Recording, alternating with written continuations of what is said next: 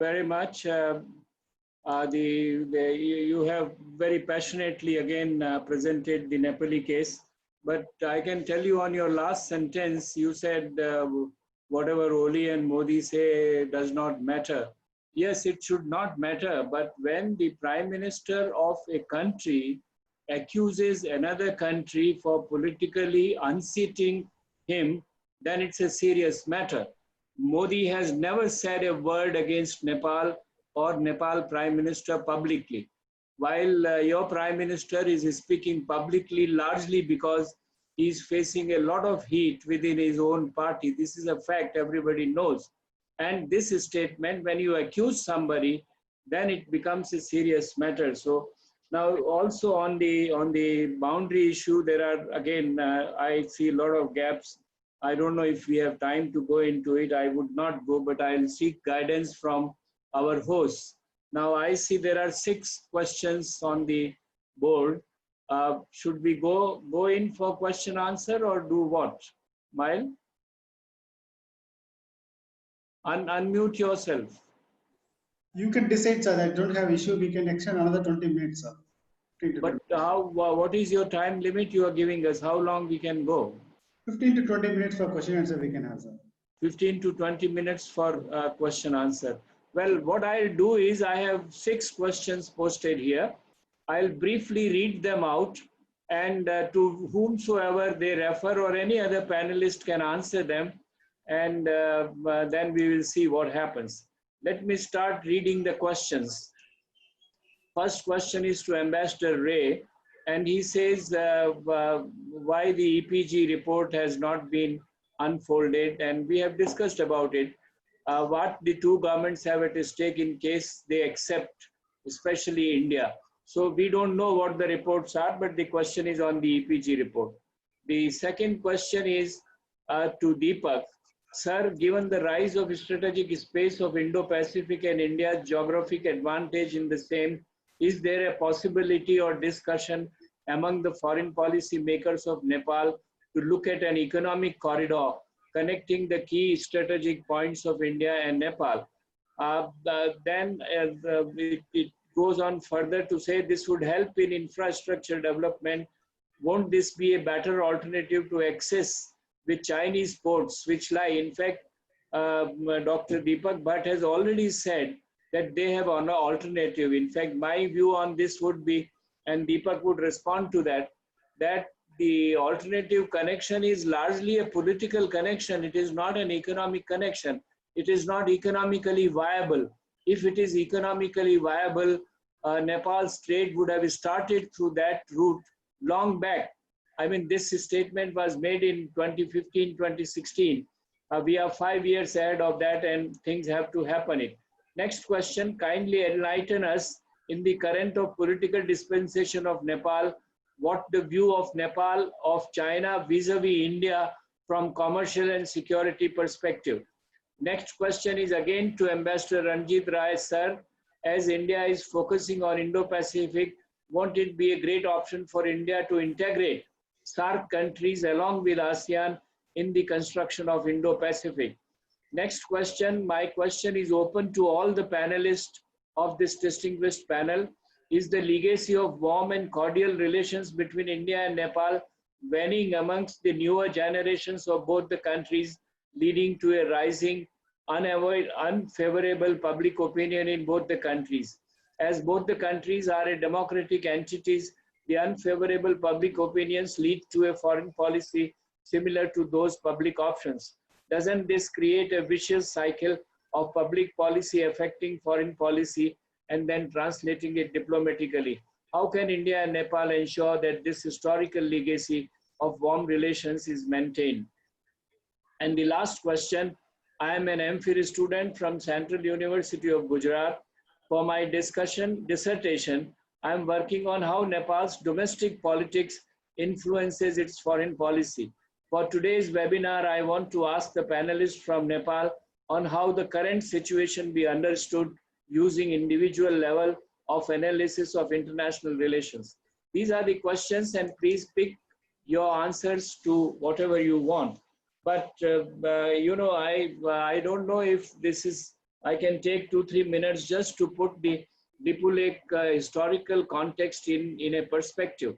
To begin with, the Nepalis are rightly referring to 1816 treaty. But please, I have gone through all the original texts. The 1816 text is not a complete answer because it said two things which none of the Nepalese have referred to so far. Not only in this panel, all around, every time you talk about it. First is that it said some territory was to be given additionally to Nepal. That territory, given or not given, would be after these surveys. It is written in the treaty that surveys would be conducted. Now you're referring to them after the surveys. The final treaty which emerged, in which a part of Tarai was added to Nepal, was in 1860, not 16.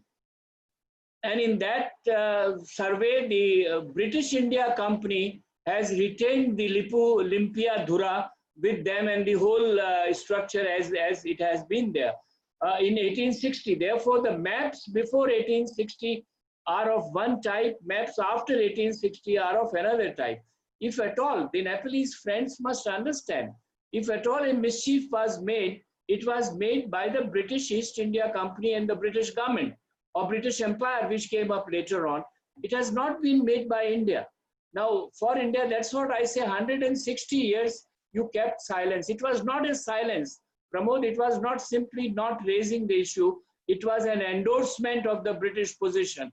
The Ranas endorsed it, the Shah Kings endorsed it. I know of the maps done by the Nepalese Survey Department which endorsed the Indian position which has been taken, and sometimes with the approval of the king, both Mahendra and Birendra. Now this is therefore what the present government is doing is changing the position which has been taken by the earlier governments. And this is where the main problem arises. Dr. Bhattarai referred to the protest on 2015 Chinese statement of Lippo Dhara. Dr. Bhattarai, the Chinese made first time that statement in 1954. In the Indo-China Treaty of Peaceful Coexistence, Lippo Dhara is mentioned as one of the points of contact between India and China had accepted it. There was no protest from the Nepalese side in 1954. You have raised the protest only in 2015. So there are huge problems when it comes to looking at the historical context. And that's why I say that when India is saying that you should improve the political atmosphere, meaning thereby, are you really in a position to accept the objective claims which India may make through their own documents? You have your own documents. Let us weigh both of them together and see which carry greater weight and legitimacy, and then take a political decision on that basis. Yes, but when we are not starting the negotiations, largely because at the moment, Nepalese political mood is not of an objective and cool discussions. So let it cool down. Nobody is saying that we will not talk. What we are saying is let the political atmosphere cool down. Let us sit down objectively on the table and assess each other's claims and come to the decision. I'm sorry that we have not been able to provide alternatives to this. There are many alternatives. There are lease alternative. There is an international alternative. The two countries can decide. And I may mention it to my Nepali friends. Please look at it very carefully. Even when you compare India and China, China is very strong on territorial nationalism. They don't want to surrender even an inch of territory which they have on their part. India is not a territorial nationalist country. We have conceded territories to our neighbors. Kachativu was conceded to Sri Lanka. The maritime boundary was conceded to Bangladesh. We had not raised this issue so far. Now, of course, the new government has raised of Aksai Chin with China, or even Pakistan occupied Kashmir. You know, the Shimla agreement almost came to an adjustment that the present ceasefire line would be final international boundary. So India can change its position, but India is territorially not very rigid. You must keep it in very mind. And Lipu Lake pass and Lipu Lake connect with the Chinese started much before even Gorkha kings came in Nepal. We have been going to Kailash Mansarovar through that route for centuries. Please understand, it has a deep cultural commitment to India. So unless we understand these aspects, we will not be able to take an objective situation, objective assessment. And it is in the absence of this objective assessment that I think political negotiations are not starting. I'm sure whatever I have said, you can contradict it, you can throw it to pieces, but I leave it to the panelists now to answer these questions. And I think we will start again in the same order that we started earlier with Dr. Deepak Bhatt to respond first. Please don't take more than 5 minutes in responding to some of these questions. You pick up your question and pick up your answers to be as short and crisp as possible. Thank you, sir. Thank you, Professor Muni. Thank you, Chair. In fact, many aspects of the today's topic, Nepal-India relation and its developments have been covered from Nepal side. Ambassador Bhattarai and Dr. Pramod has put light on that, and of course, Ambassador Ranjit Ray and Dr. Nihar have, explained and put forward the new developments and the approaches how the problem can be resolved or the new synergy can be created to make a cordial relations and resolve the issues or the if anything there is seen as a problem, or especially the border issue. Sir, as you are talking about, we are not talking about options. Sometimes if we see the media in India side, or slightly we see in Nepalese side also, and the slogans made by academicians, politicians. I also want to, say that even senior journalists and academicians or senior politicians have been, making poor statements or, slogans that is not helpful to resolve the issue. Because when it comes to the border and when it comes to the, flexibility in terms of, the solving the border issues, it is a river. First of all, we should think it is east of Kali and the west of Kali, and how we are tracing the river from Uttar Pradesh, where, the point of Mahakali, where Mahakali entered into India. From that point to the origin of Mahakali, we can see that hydrology is there. So the very fact that the tributaries, the river from both the sides are coming to the Mahakali river. There are major rivers, 3 from Indian side: Ram Ganga, Dholi Ganga, and Gori Ganga, and the 2 from Nepal side, or especially 3, but 2 are biggest one. One is the Chamelia, and another is the Surnaya. So we can see why we are not talking about other rivers, why we are talking about the Lipu Khola, the smallest river in that particular region, where we can see with our naked eye that 10 times bigger river is coming from the Kuti, is the place where the origin of Kali River. So how long whoever have, have administrative presence is a different question, because in Nepal, we see that people from Kuti, Navi, and Gunji people have voted in 1960 election, 59 election, and people have been counted in Nepal's census, and the people, those who have conducted population, census, are alive here as the officers who have worked in that physically. So these are the proofs we can talk, and very frankly, hydrology is the, a geologist can say that where the, it is not the question of the catchment area, but easily we can see which is the bigger river is coming from which part. One thing there, and other things, as we see Nepal-India relations, yes, we must open our negotiation mechanisms. Boundary working group, joint technical group, foreign secretary, foreign minister, prime minister, whoever is the proper.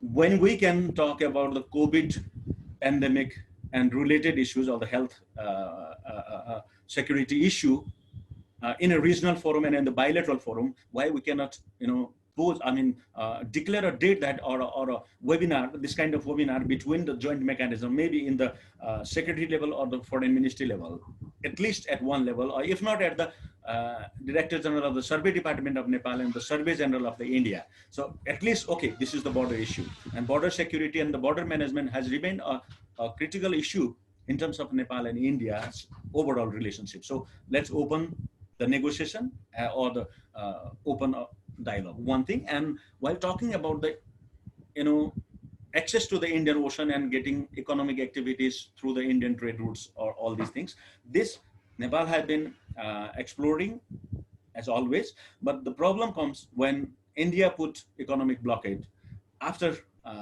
promulgation of the constitutions, and it was an earthquake scenario, post-earthquake disaster scenario. So Nepal got a privilege or the chance to open and sign an agreement with, get access to the Chinese ports and the dry ports.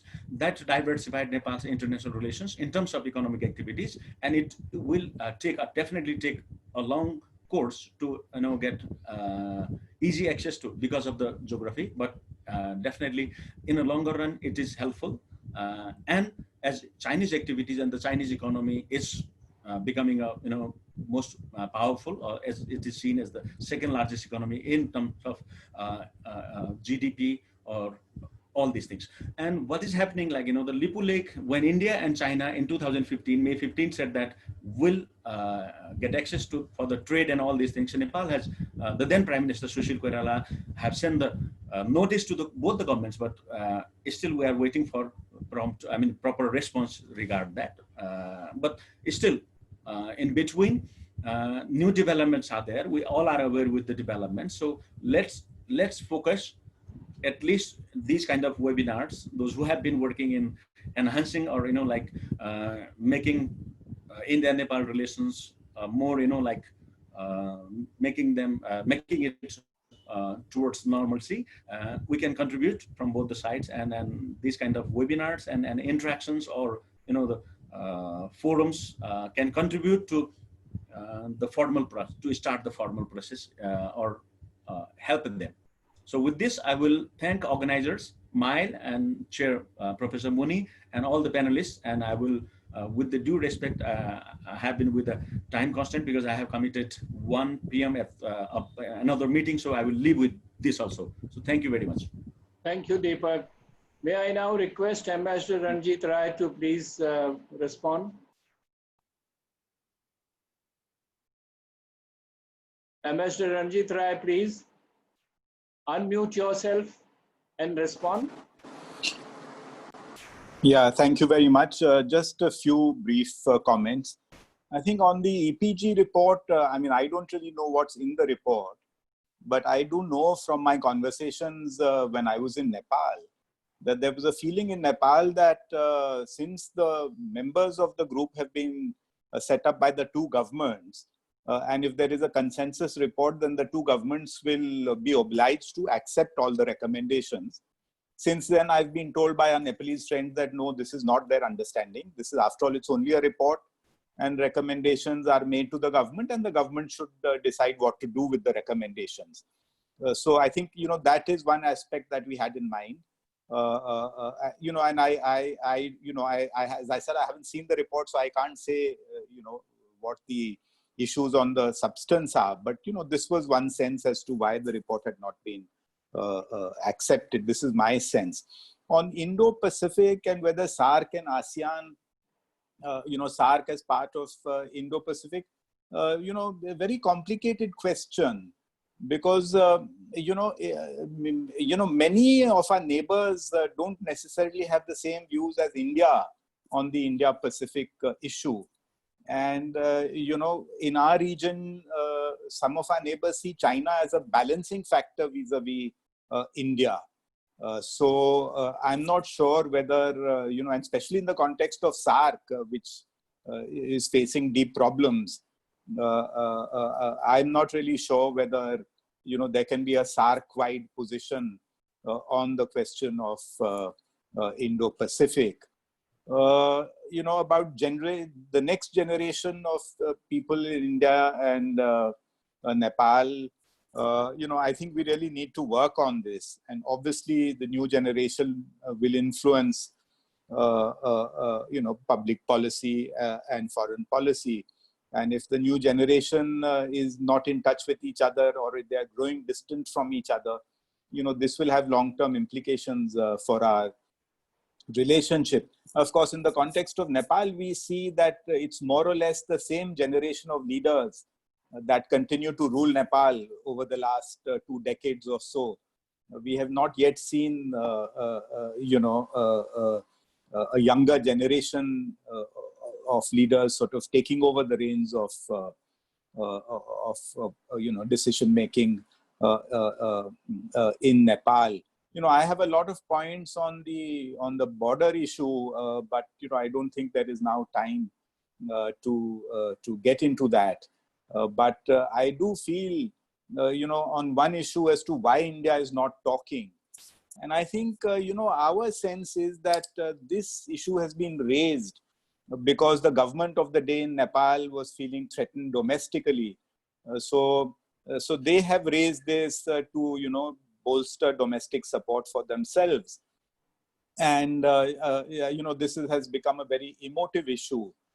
So if you have a situation where this kind of, anti-India nationalism is promoted by the government of the day, and then India comes in for talks in response to this, I think it sets a bad precedent also for the future, and it will encourage, other groups and other political leaders to also adopt this kind of policy. I think that is why we are saying that the atmosphere must be calmed and, a better moment should arrive before talks can begin. And of course, I'm saying this, both sides can make some gestures to create this environment. But the news emanating out of Nepal does not give us that confidence. And I'm referring to the statement that Prime Minister Oli made, just 1 or 2 days ago. So I think I'll stop there. I also have to leave. Thank you very much, Professor Mail and all the organizers. And thank you, sir, for chairing this session.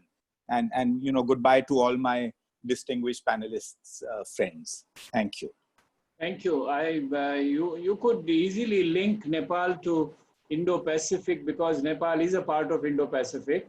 And India, you would recall, Ambassador Rai, India had encouraged Nepal and supported Nepal to be a member of BIMSTEC, which takes it right to a political forum, which is dealing with Bay of Bengal. Of course, the physical connectivity has got to be there, but politically, we have treated Nepal as a part of the Bay of Bengal and really flourish its trade.